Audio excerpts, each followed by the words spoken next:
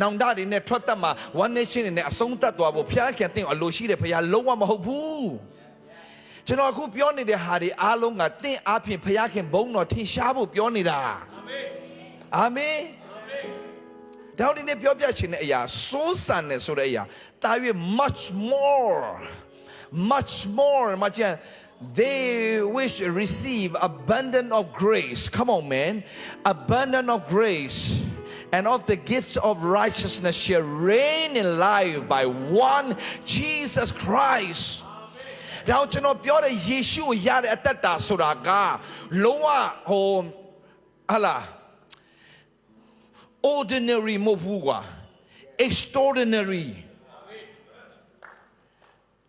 ယေရှုရတဲ့အသက်တာဆိုတာကယေရှုရပြီဆိုတော့မှဒီရုပ်မဟုတ်ဘူးယေရှုရတဲ့အသက်တာကြွယ်ဝခြင်းတဲ့ကိုတွင်ပေးခြင်းခံရတဲ့အသက်တာဗျာထူးခြားရမယ်ဗျာမကြည့်ကျွန်တော်ပြပြမယ်နားထောင်ပေးယေရှုရပြီးတော့သင်ဘာမှထူးခြားဘူးဆိုရင်မဟုတ်ဘူးနော်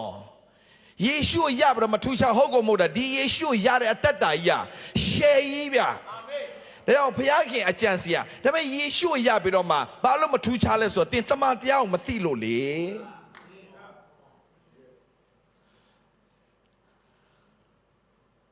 တိနှစ်လေးဘာပြောလဲ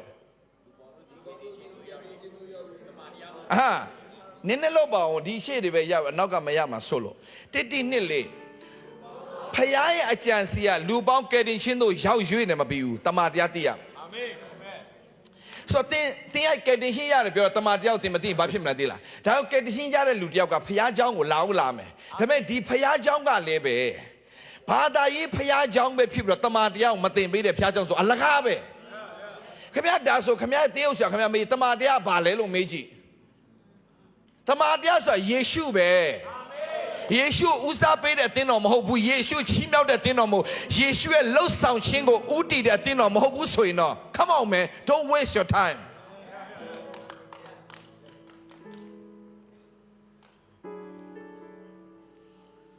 လောအကြောင်းပြောပြီး grace အကြောင်းမပြောဘူးဆိုရင်ကျွန်တော်စိုးရိမ်နေဗျဘာကြောင့်လဲဆိုတော့ကျွန်တော်အမှုတော်ဆောင်တာလဲအခုနပြောသလိုပေါ့နော်ဟိုးဒီဆီယမအက်စတာတို့9နှစ်ကလေးကကျွန်တော်အမှုတော်ဆောင်ခဲ့တာ9နှစ်ပဲကမလဲ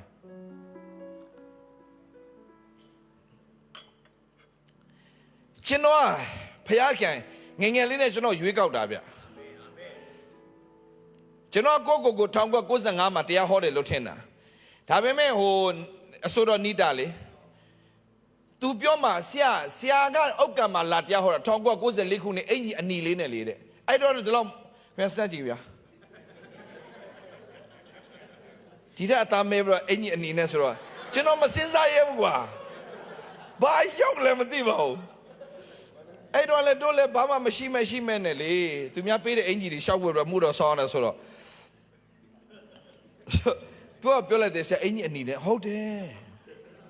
ဒီလေးနဲ့ဟုတ်တယ်ဟုတ်ကစင်တဲမှာသွားတရားဟောတာဟုတ်တယ်မှတ်မိတယ်စင်တဲကဟောရတယ်ဆိုကိုကတောမှာပဲဟောရတယ်လေမြို့မှာအဆင်မရှိသေးဘူးဆိုတော့တောပွဲတွေဆိုရင်တို့ဖိတ်ခေါ်တာအရမ်းပြောတာဘာပဲဖြစ်တော့ဟောရင်ကျင်နေတာဟောရင်ကျင်နေတာစကြည့်ကျွန်တော်ဟောခဲ့တာဟုတ်ပြီမဲ့တကယ်တမ်းကြောင့်ညီကိုမောင်မတော့သမာတရားကိုတကယ်မသိတဲ့အခါမှာလေကျွန်တော်ဆင်းရဲတယ်အင်္ဂလိပ်သာဟောနေတာကဲတင်ချင်းသာဆုစဟောနေတာတမာတရားကိုကျွန်တော်နားမလဲဘူးကဲတင်ချင်းတို့ရောက်ရတမာတရားကိုသိစေခြင်းကဖခင်အလိုတော်ရှိတယ်ကဲတင်ချင်းရရုံအဆင့်ပဲမလုံးနဲ့တမာတရားသိတဲ့အဆင့်ကိုထပ်သွားတာဒါကြောင့်ယောမ 8:32 မှာပြောလဲတမာတရားကိုသိတဲ့ဖြင့်တို့တရားတွေသူတို့ကိုဘာလုပ်မလဲလွတ်လိမ့်မယ်ဘယ်ကနေလွတ်မြောက်စေမှာလဲ You shall know the truth shall set you free ဘယ်ကနေလွတ်မြောက်စေမှာလဲဆင်းရဲခြင်းဝမ်းနည်းခြင်းဆုံးရှုံးခြင်းအမျိုးစုံထဲကနေလွတ်မြောက်သွားတာဒါကြောင့်တင်မှုတော်ဆောင်တော့တမာတရားမသိတဲ့အဖွဲ့တွေကဘာဖြစ်နေရွာလဲနေတယ်ရွာလဲတယ်ဗျကျွန်တော်ကိုယ်တိုင်ရွာလဲခဲ့လို့ကျွန်တော်သိတာပေါ့ဗျဒါကြောင့်ကျွန်တော်အမုန်းခံတော့ပြောနေဆိုတာအကြောင်းရှိတယ်ဗျ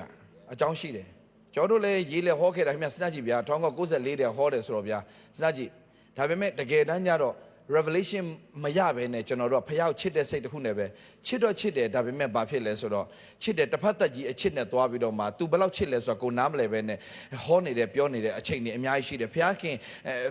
တာရွေးအတုံးပြုခါနဲ့အသက်တာဖြစ်ဖို့အကြီးအကျယ်စူးစမ်းနေတဲ့အဖွဲ့တွေစူးစမ်းတာမဟုတ်ဘူးဗျာစူးစမ်းတာမဟုတ်ဘူးဂျေဇုတော်ကကိုယ့်အထဲမှာလှုပ်ဆောင်ပေးနေတာကိုယ်သဘောမပေါက်ပဲနဲ့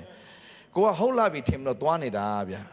ဒါတွေလည်းစံစာတော့ဖတ်တာပဲအခောက်ခောက်ခါဖတ်တာပဲဒါပေမဲ့ဝိညာဉ်တော်အလင်းမပိတ်မရတဲ့ဟာတွေအများကြီးရှိပြန်ရောဗျာဥပမာဗျာ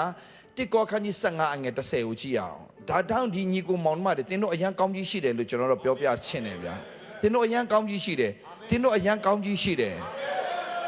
အာမင်တင်းတို့ကြားရသောကြောင့်တင်းတို့မင်္ဂလာရှိတယ်သိရသောကြောင့်တင်းတို့မင်္ဂလာရှိတယ်တာ၍စိုးစားတဲ့သူတွေဖြစ်လာမယ်ဖြစ်လို့ကျေးတော်ချီးမွမ်း